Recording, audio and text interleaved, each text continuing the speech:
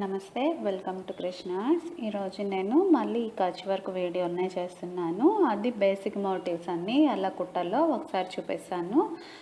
ఎందుకంటే నన్ను చాలామంది ఎక్కువ క్లారిటీ లేదని అడుగుతున్నారు. గతంలో నేను పెట్టిన వీడియో ఏమైందంటే హెచ్డి క్లారిటీతో లేదు. సో ఈరోజు జూమ్ చేసి హెచ్డి క్లారిటీ తోటి ఈ బేసిక్ మోటివ్ చూడండి, ఒక చిన్న స్క్వేరు అది కుట్టడం.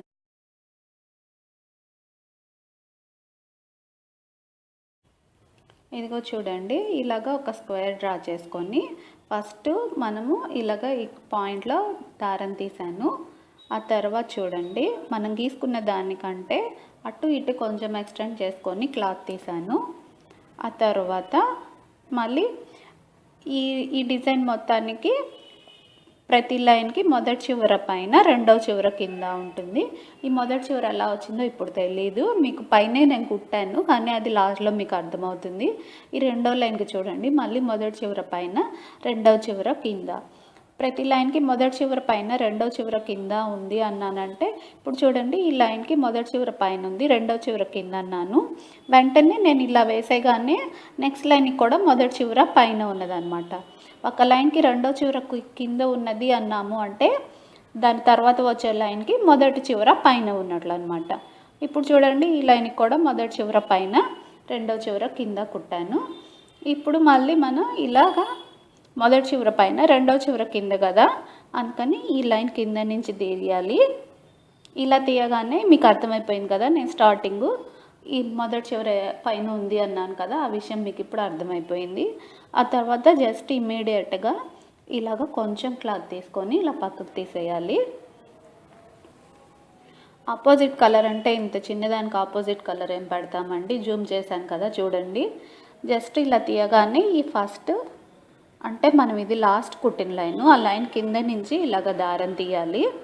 ఆ తర్వాత ఇక్కడ చూడండి కార్నరు, ఇది ఇలా ఇంటూ షేప్లో ఉంది కదా, ప్లస్ ఆర్ ఇంటూ షేపు. ఇలా ఒక్క దగ్గర నుంచి వెళ్ళాము, ఇటు నుంచి వెళ్తేనే అది మనం బాక్స్లోకి రాకుండా బయటే ఉంటాము. ఇటు నుంచి వెళ్ళేదాన్ని ట్రై చేస్తే చూడండి, అదే బాక్స్ బయటికి వచ్చేస్తుంది, లోపలికి వచ్చేస్తుంది. అలా కాదు, ఇలాగ వెళ్ళాలన్నమాట. కొంతమంది వేరే సైడ్ కుడతారండి, నేను ఎప్పుడు రైట్ సైడే కుడతాను. సో ఇలాగే వస్తుంది నేను కుట్టే అన్నీ. ఆ తర్వాత ఈ మనం వేసిన అవుట్లైన్ను ఆ అవుట్లైన్లో నుంచి తీయాలి. ఆ తర్వాత మళ్ళీ ఈ లైన్లో నుంచి ఎప్పుడు మనం బాక్స్లోకి రాకూడదు అనమాట, కార్నర్లో దూర్చినప్పుడు. ఆ తర్వాత మళ్ళీ అవుట్లైన్లోకి పెట్టాము, మళ్ళీ ఇక్కడ కార్నర్లోకి వెళ్తున్నాం చూడండి. వీటిని కార్నర్స్ అంటారనమాట, ఈ 4 చివర్లో ఉన్న వాటిని. ఆ తర్వాత ఇప్పుడు చూడండి, ఇక్కడ 1 2 3 4 లైన్స్ ఉన్నాయి. ఇలా 4 లైన్స్ ఉన్నప్పుడు ఫస్ట్ లైన్లో నుంచి ఆ తర్వాత థర్డ్ లైన్లో నుంచి ఇలాగ సూది తీయాలి.